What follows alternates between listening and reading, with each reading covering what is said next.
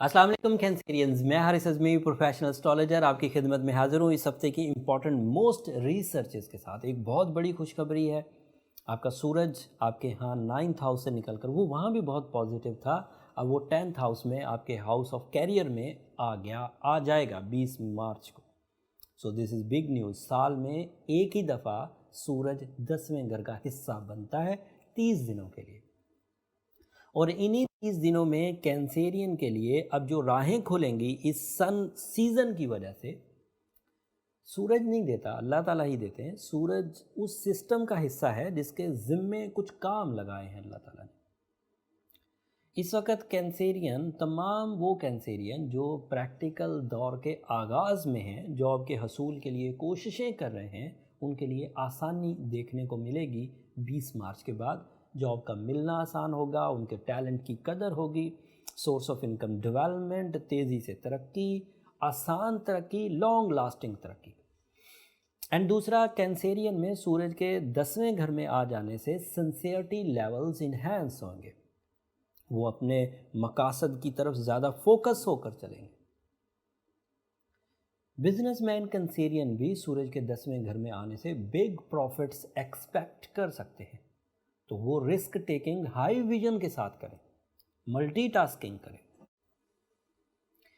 ऐसे कैंसेरियन जो creative type हैं, जिनका काम राइटिंग है, आइडिया मेकिंग है, फैशन है, डिज़ाइनिंग है, इंटीरियर एलिमेंट्स हैं, वो भी इससे बहुत एडवांटेज हासिल करेंगे, क्योंकि ये एक सर्टन फोर्स ऑफ क्रिएटिविटी भी प्रोड्यूस करेगा एंड उस क्रिएटिव स्किल्स का जो रिवॉर्ड लेवल है वो भी हाई हो जाएगा। So you earn some more material advantage also. But एक नेगेटिव खबर भी है जो इस हफ्ते 22 मार्च को आखिरी दिन आपको मुयस्सर आएगी। तफसील बयान कर देना मेरी ज़िम्मेदारियों में से है, मैं बयान कर देता हूँ एंड कोशिश करूँगा कि आम फहम के लिए हो। सैटर्न पिछले 2.5 सालों से आपके लिए अच्छा था, आपके 7th हाउस में था, आपके लिए वो रिलेशनशिप बेनिफिट्स क्रिएट कर रहा था। 2017 से लेकर 2020 के 22 मार्च तक उसने इधर ही रहा। अब 22 मार्च को वो 8th हाउस में चला जाएगा। तमाम जो लोग रूल्स ऑफ एस्ट्रोलॉजी को जानते हैं, इल्म फ़ल्कियात को जानते हैं, उन्हें पता है कि अगर वो आठवें घर में सैटर्न जाए, ज़ोहल 8वें घर में जाए, तो वहाँ नहूसत अकबर प्रोड्यूस करता है और इसका इम्पैक्ट ढैया कहलाता है, 2.5 साल का नेगेटिव दौर। 8th house is representative of expenditures. 8th house is representative of fear, anxiety. 8th house is representative of diseases, litigations, liabilities, गम, आइसोलेशन। मेरी दुआ है आपको इस तरह की किसी भी चीज़ का सामना ना करना पड़े, बट रूल्स यही कहते हैं, एक्सपीरियंस भी यही कहता है। मैं पिछले 17 साल से जब भी सैटर्न को 8वें घर में देखा हूँ, जिस भी स्टार के लिए, उसके लिए ये प्रॉब्लमैटिक ही रहा। आप अपने से ये जो जेमिनी स्टार हैं, जो आपसे पिछला है, उससे ये बातें पूछ सकते हैं। अब वो निकल गए, वो 9वें घर में चला गया जेमिनाइज के लिए, लेकिन आपके यहाँ 8वें घर में अब आया है और अब 2.5 साल रहेगा। सो आपको अपने अखराजात पर अबूर होना चाहिए। आमदन और अखराजात में एक पैरेलल कंडीशन होनी चाहिए। आपको अब लाइफ प्लान करके गुजारनी चाहिए। अब लापरवाह कैंसेरियन रोज़ पछतावे में मुब्तला होंगे।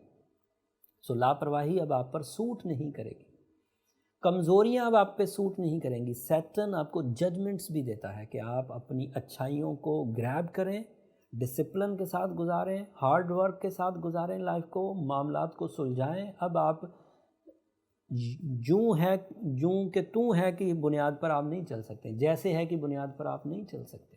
लोग आगे निकल जाएंगे, आपको पीछे रहना पड़ेगा।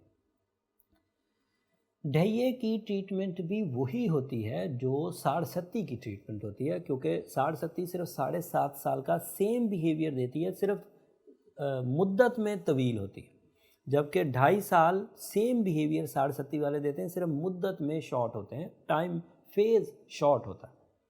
सो as a Cancerian, red colour का रूबी, रेड रूबी आपका बर्थ स्टोन भी है और आपका वो ट्रीटमेंट स्टोन भी साबित होगा।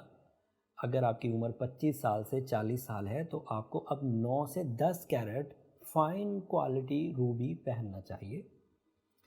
और आपको सूरह शम्स दिन में पढ़नी चाहिए और सूरह बकरा की आखिरी आयत रात में पढ़नी चाहिए 13 दफ़ा कम से कम, उससे ज़्यादा पढ़ें तो बहुत अच्छा है।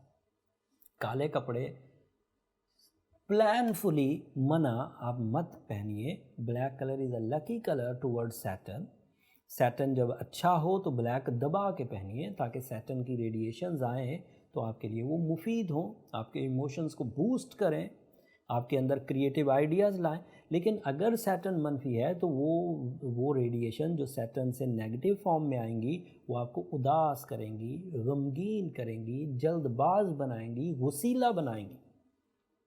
उनको बैलेंस करने के लिए आपको light side of all shades all colours पहनना चाहिए, lighter shade of all colours, especially white, especially red. ये आपके लकी कलर्स होंगे। These are not your lucky colors by rules of astrology. These are the lucky colors by repairing of Saturn phase on the behalf of my experience. And अगली खबर मुझे जो आपको देनी है वो ये कि जब कभी लॉन्ग टर्म प्लैनेट्स में से कोई एक प्लैनेट मनफी हो तो आपको पूरा डिपेंड अपना शॉर्ट टर्म प्लैनेट्स पर रखना चाहिए ताकि वहाँ से जो खुशखबरियाँ मिलती हैं उन्हें लपक के प्लानफुली उन्हें ग्रैब करें। उन खुशखबरियों में आपके यहाँ सन 10th हाउस में, ये शॉर्ट टर्म प्लैनेट साल की सबसे अच्छी पोजीशन पर है। And if you are okay with your career by the help of sun, that means कि आपका 60-70% एरिया ऑफ लाइफ तो सिक्योर है। उसके बाद Mars and Jupiter is in ideal position in 7th house, so you are eligible for travelling, international partnerships. And Jupiter is in 7th house is ideal throughout year, अच्छा रहेगा।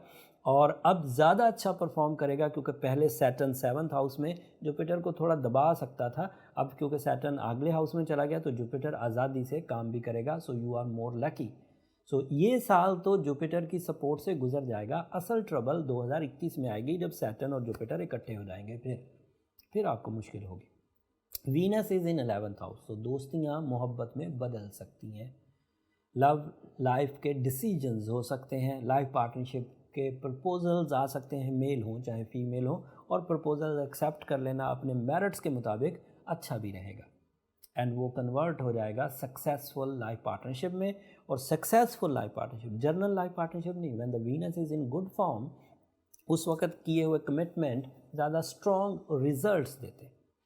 सो मैंने remedies भी बयान कर दी, overview भी दे दिया Saturn पर, and ये भी बता दिया कि आप एक ऐसे स्टार से ताल्लुक़ रखते हैं कि अब अगले 2.5 साल तक आपको अपनी आदतों पर, अपने टाइम पर, अपनी परफॉर्मेंसेस पर खुसूसी नज़र रखनी होगी। अब लापरवाही से आगे नहीं बढ़ पाएंगे। मज़ीद भी मैं जैसे जैसे मौका आता जाएगा, ये वीकली वीडियो थी जिसमें मैंने सैटर्न के बारे में इतनी तफसील बयान कर दी, और सैटर्न के लिए मैंने एक अलग वीडियो भी लोड कर दी है, उसका लिंक भी मैं आपको नीचे डिस्क्रिप्शन में दे दूँगा, उसको भी एक नज़र देख लीजिए। और उसमें भी मैंने सैटर्न को डिफ़ाइन करने की कोशिश की। उम्मीद है कि कुछ उसके बारे में आगाही आपको उस वीडियो से भी मुयस्सर आ जाएगी। ये इस हफ़्ते की वीडियो हो गई। अब मेरी दरख्वास्त हमेशा की तरह, अगर मेरी ये कोशिशें, अगर मेरी ये दी हुई नॉलेज आपकी ज़िंदगी में किसी लेवल पर भी काम आ रही हो, बिहेवियर ऑफ टाइम को समझने में मदद दे रही हो, ज़िंदगी के फ़ैसले लेने में, ज़िंदगी के सुख को हासिल करने के लिए या ज़िंदगी की नेगेटिविटीज़ को रिपेल करने में अगर ये इन्फॉर्मेशंस काम आ रही हो तो मुझे अपनी दुआओं में ज़रूर याद रखिएगा। कैंसेरियंस, यू नो, आपकी दुआएं न सिर्फ मैं हर वीडियो में ये बात बोलता हूँ, मेरे लिए इस दुनिया के लिए बहुत मुफीद एंड कीमती हैं, बल्कि आखिरत के लिए भी बहुत कीमती सरमाया है। और आपकी सब्सक्रिप्शन की वजह से हमें जो पजीराई वो भी हम लोग आपके लिए उसके शुक्रगुज़ार हैं। लेकिन जो लोग नए हैं अभी चैनल पे, जो फर्स्ट टाइम मेरी वीडियो देख रहे हैं, वो चैनल को ज़रूर सब्सक्राइब कर लें। आपकी सब्सक्रिप्शन की वजह से ही हम लोग इस वक्त एस्ट्रोलॉजिकल कंटेंट का सबसे बड़ा फोरम है पाकिस्तान कंट्री। अगले हफ्ते तक के लिए अब इजाज़त दीजिए। अगले हफ्ते जो मज़ीद चेंजेस आएंगी वो आपकी खिदमत में फिर तफसील से बयान करूँगा। और अगर सैटर्न से रिलेटेड, अपने इस ढैये से रिलेटेड आपके कोई सवालात हों तो वो कमेंट्स में ज़िक्र कर दीजिएगा। मैं कोशिश करूँगा कि अगली वीडियोज़ में उन्हें प्रॉपरली डिफ़ाइन कर सकूँ जिस अंदाज से आप सुनना चाहते हैं। अगले हफ्ते तक के लिए इजाज़त, अल्लाह ने के बाद।